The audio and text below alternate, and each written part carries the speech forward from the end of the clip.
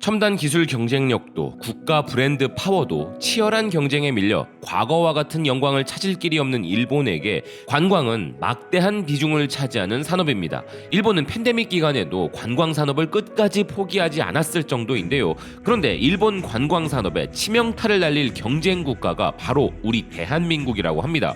미국의 CNN이 이를 집중적으로 다루고 있는데요. 기사는 일본은 여행 개방을 했는데 왜 관광객들이 돌아오지 않는 것인가 하면서 많은 국가들이 점진적 방식으로 관광 재개를 하고 있는 아시아에서 특히 여행 성수기에 맞춰 6월부터 관광 재개를 한 일본에 관광객들이 돌아오는 속도가 더디다는 것입니다. 그 이유는 현재는 개인 관광객이 아닌 단체 관광객만을 허용하기에 즉흥적인 자유 일정을 원하는 서구권 관광객에 이는 문제가 되고 있다고 하며, 이에 대한 불만을 가진 서구권 관광객들이 휴가지로 일본 대신 대한민국으로 향하고 있다는 것인데요.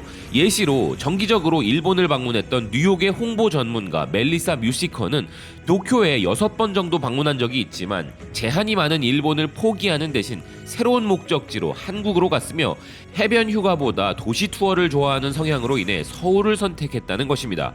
그리고 일본의 관광 산업은 현재 최대 일본 관광 국가인 중국이 관광을 중단한 피해를 크게 보고 있다는데요.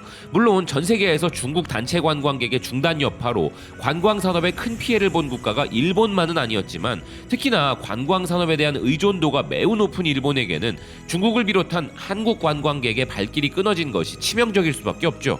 하지만 추후 일본이 개인 관광 재개를 한다고 해도 또 하나 더 심각한 문제가 있는데, 그것은 바로 일본인들 자체가 외국인 관광객을 원하지 않는다는 것입니다. 로이터 통신에 따르면 일본에서 외국인 관광객으로 붐비던 도시 교토는 외국인들이 다시 귀환하는 것에 대해 엇갈린 감정을 갖고 있다면서, 엔화 약세가 관광객들에게는 큰 매력이 되고 지역 기업들에게는 이익이 될지 몰라도 코로나 재발을 촉진할 수 있다는 두려움 속에서 외국 관광객들에 대한 불안감이 있다는 것인데요. 비즈니스 관점에서는 외국인 관광객이 많이 오길 바라지만, 감정적인 측면에서는 일본 내국인 손님을 원한다는 게 교토의 자영업자들의 속내라는 것입니다.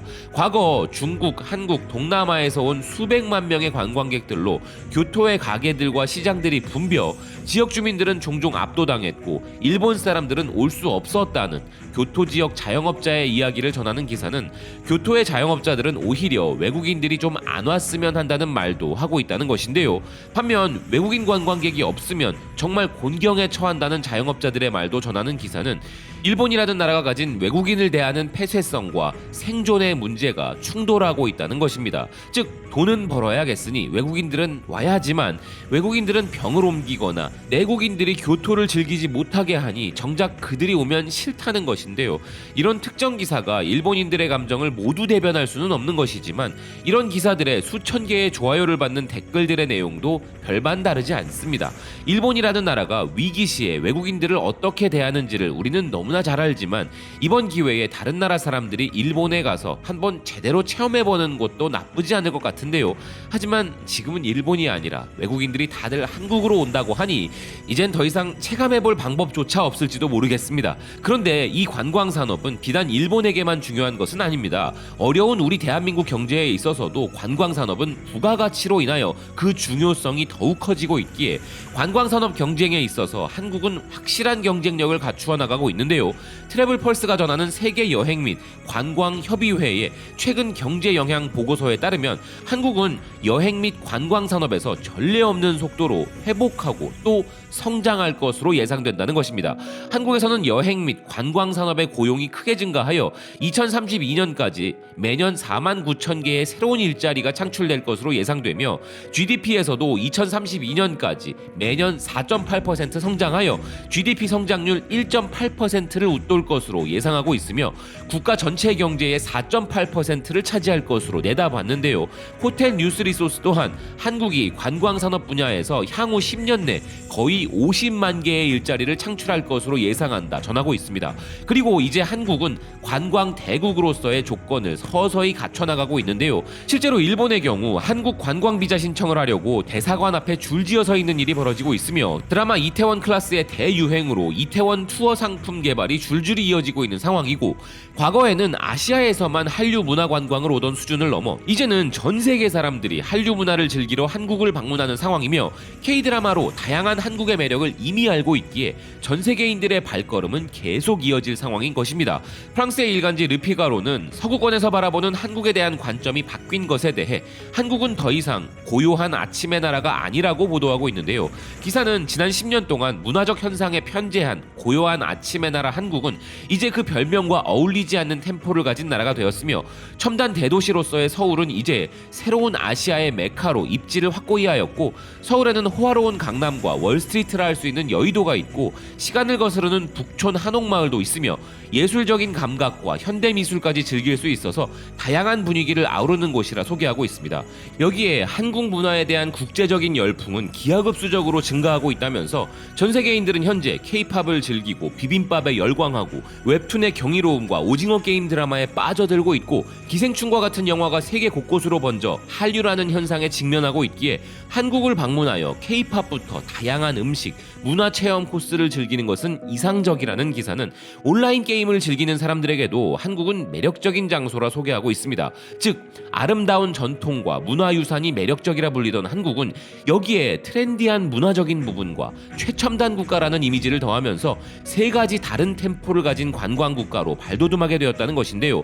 심지어 르피가로는 한국 관광 시 관광객이 취해야 할 행동 지침까지 기사로 내보내고 있을 정도입니다. 현대적인 분위기 아래에 있는 한국 사회는 여전히 위계적인 부분이 있고, 특히 전통에 대한 존중을 중요시한다면서 서구권과는 다른 문화적 차이를 이해하면 한국 관광을 즐기기가 더 좋을 것이라면서 한국 사람을 처음 만날 때 하면 안 되는 행동이라든지 한국의 인사법, 음주 문화 등에 대해서도 다른 점들이 많다고 소개했고, 대중교통의 경우 매우 깨끗하고 조용하기에 이 규칙을 잘 지키지 않으면 한국의 할머니나 아주머니들에게 가혹한 말을 듣게 될 것이기에 조심해야 하며, 종종 좌석 끝에 위치하는 교통약자석에는 앉아서는 안 된다고 상기시켜주고 있는데요. 실제 이런 르피가로 같은 메이저 일간지는 물론이고 여행 전문 매체에서도 한국은 핫한 관광지가 되고 있음을 체감할 만큼 다양한 소개가 이루어지고 있습니다. 여행 전문 매체 론리 플래닛에서는 최근 몇 년 동안 한국만큼 많은 것을 얻은 나라가 있을까 하면서 동남아시아 국가로 향하던 여행자들이 간과했던 한국은 이제 최첨단 기술과 트렌디한 요리, 세계 최대의 팝밴드, 그리고 흥미진진한 영화와 드라마 시리즈의 제작 덕분에 많은 사람들이 집착하는 국가가 되었다면서 한국은 최고의 여행 목적지 중 하나가 되고 있으며, 안전하고 친절하며 뛰어난 기반 시설까지 갖춘 한국은 정말 쉽게 탐험할 수 있는 곳이라 극찬하고 있습니다. 이뿐만 아니라 더 트래블의 경우는 한국 여행을 위한 완벽한 12일간의 일정을 소개하며 한국의 다양한 지역을 돌아보라고 추천하고 있는데요. 기사는 한국은 당연히 많은 여행자들의 버킷리스트에 포함되는 국가로 역동적 도시와 최첨단 쇼핑의 중심지이며 미식과 자연의 경이로움, 쾌적한 환경 등 그 어떤 것을 원하든지 방문할 가치가 있는 곳이라면서 12일간의 일정으로 돌아보라고 추천했습니다. 이들의 추천 코스가 매우 흥미로웠는데요. 1일차로 서울 창덕궁을 둘러보고, 2일차로 서울 시내 투어를 돈 다음 3일차로 서울 길거리 음식 투어를 하고, 4일차에 전주로 이동해 비빔밥 등의 전통 음식을 즐기고, 5일차에는 전주의 한복과 한옥 체험을 즐기고, 6일차에는 부산으로 버스나 기차로 이동해 한국의 제2의 도시에서 해운대와 온천 등을 즐기고, 7일차에는 세계적으로 유명한 해동 용궁사의 절경을 즐긴 다음 8일차에는 제주로 이동하라고 하는데요. 제주는 평화로운 낙원과 같은 섬이기에 9일차와 10일차까지 더한 2박 3일의 일정으로 한라산을 비롯해 다양한 유네스코 세계문화유산을 즐기라는 기사는 11일차에는 대구로 향할 수 있고, 마지막 12일차에는 신라 왕조로 대표되는 상징적 도시 경주로 향하여 역사와 미식을 즐기라며 12일간의 한국 투어 일정을 추천했습니다. 이렇게 전 세계 사람들이 직접 체감할 수 있을 만큼 우리는 다양한 매력을 가진 국가로 발돋움하고 있는데요. 팬데믹으로 인하여 가장 큰 피해를 본 업종 중에서 하나를 꼽으라면 단연 관광업일 것입니다. 아직까지도 팬데믹의 여파는 사라지지 않았으니 빠른 회복이 시급한 산업임에도 틀림없는데요. 이제 일본보다, 아니 그 어떤 나라보다 매력적인 관광 국가로 변모한 대한민국이 전 세계 사람들이 가장 사랑하는 관광 대국으로 거듭나길 진심으로 기원하는 바입니다. 시청해주셔서 고맙습니다. 또 뵙겠습니다.